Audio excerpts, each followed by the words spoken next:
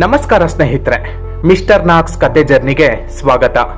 ನಾವು ಕೆಲಸ ಮಾಡೋ ಜಾಗದಲ್ಲಿ ನಮಗೆ ನಿಯಮಗಳು ಮುಖ್ಯವೋ ಅಥವಾ ಮಾನವೀಯತೆ ಮುಖ್ಯವೋ?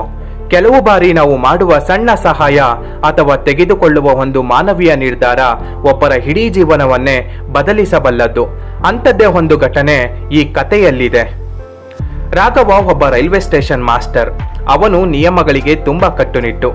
ಸಮಯ ಪಾಲನೆ ಅಂದ್ರೆ ಅವನಿಗೆ ಪ್ರಾಣ. ಒಂದು ದಿನ ರಾತ್ರಿ ತುಂಬಾ ಮಳೆ ಸುರಿತಿತ್ತು.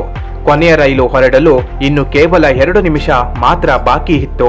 ಎಲ್ಲವೂ ಸರಿಯಾಗಿದೆ ಎಂದು ರಾಘವ ಹಸಿರು ಬಾವುಟ ತೋರಿಸಲು ಸಿದ್ಧನಾದ. ಅಷ್ಟರಲ್ಲಿ ಒಬ್ಬ ಬಡ ತಾಯಿ ತನ್ನ ಸಣ್ಣ ಮಗುವನ್ನ ಎತ್ತಿಕೊಂಡು ಓಡಿ ಬರುತ್ತಾ ಪ್ಲಾಟ್ಫಾರ್ಮ್ಗೆ ಬಂದಳು. ಅವಳು ಸಂಪೂರ್ಣವಾಗಿ ಮಳೆಯಲ್ಲಿ ನೆನೆದು ಹೋಗಿದ್ಲು. ಮಗು ಜೋರಾಗಿ ಕಿರುಚುತ್ತಿತ್ತು.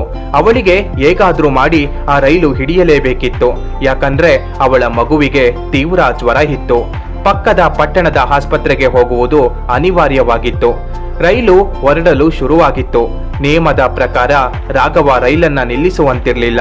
ಒಮ್ಮೆ ರೈಲು ಬಿಟ್ಟರೆ ಮತ್ತೆ ನಿಲ್ಲಿಸುವುದು ಕಾನೂನು ಬಾಹಿರ. ಆದ್ರೆ ಆ ತಾಯಿಯ ಕಣ್ಣೀರು ಮತ್ತು ಮಗುವಿನ ಅಳು ರಾಘವನ ಮನಸ್ಸನ್ನ ಕರಗಿಸಿತ್ತು. ತನ್ನ ಕೆಲಸಕ್ಕೆ ಅಪಾಯ ಬರಬಹುದು ಎಂದು ಗೊತ್ತಿದ್ರೂ ರಾಘವ ಕೆಂಪು ಬಾವುಟ ತೋರಿಸಿ ರೈಲನ್ನ ನಿಲ್ಲಿಸಿದ. ಆ ತಾಯಿ ರೈಲು ಹತ್ತಿದಳು. ಮರುದಿನ ರಾಘವನಿಗೆ ಮೇಲಾಧಿಕಾರಿಗಳಿಂದ ನೋಟಿಸ್ ಬಂತು. ಯಾಕೆ ನಿಯಮ ಮೀರಿ ರೈಲು ನಿಲ್ಲಿಸಿದೆ ಎಂದು ವಿಚಾರಣೆ ನಡೆಯಿತು. ರಾಘವ ಸತ್ಯವನ್ನೇ ಹೇಳಿದ. ಅವನ ಪ್ರಾಮಾಣಿಕತೆ ಮತ್ತು ಆ ತಾಯಿಯ ಮಗುವಿನ ಪ್ರಾಣ ಉಳಿದ ವಿಷಯ ತಿಳಿದ ಅಧಿಕಾರಿಗಳು ಶಿಕ್ಷೆ ನೀಡುವ ಬದಲು ಅವನ ಮಾನವೀಯತೆಯನ್ನ ಮೆಚ್ಚಿ ಅಭಿನಂದಿಸಿದ್ರು. ಸ್ನೇಹಿತರೆ, ಜೀವನದಲ್ಲಿ ನಿಯಮಗಳು ಮುಖ್ಯ, ಆದ್ರೆ ಮಾನವೀಯತೆ ಅದಕ್ಕಿಂತ ಮುಖ್ಯ. ನಾವು ಮಾಡುವ ಕೆಲಸದಲ್ಲಿ ಕೇವಲ ಮೆದುಳಿದ್ರೆ ಸಾಲದು, ಸ್ವಲ್ಪ ಹೃದಯವೂ ಇರಬೇಕು. ಈ ಕತೆ ನಮಗೆ ಕಲಿಸುವುದು ಇದನ್ನೇ, ಮನುಷ್ಯತ್ವಕ್ಕಿಂತ ದೊಡ್ಡ ಧರ್ಮ ಯಾವುದೂ ಇಲ್ಲ ಎಂದು. ಈ ಕತೆ ನಿಮಗೆ ಇಷ್ಟವಾಗಿದ್ರೆ ನಿಮ್ಮ ಅಭಿಪ್ರಾಯವನ್ನ ಕಮೆಂಟ್ ಮಾಡಿ.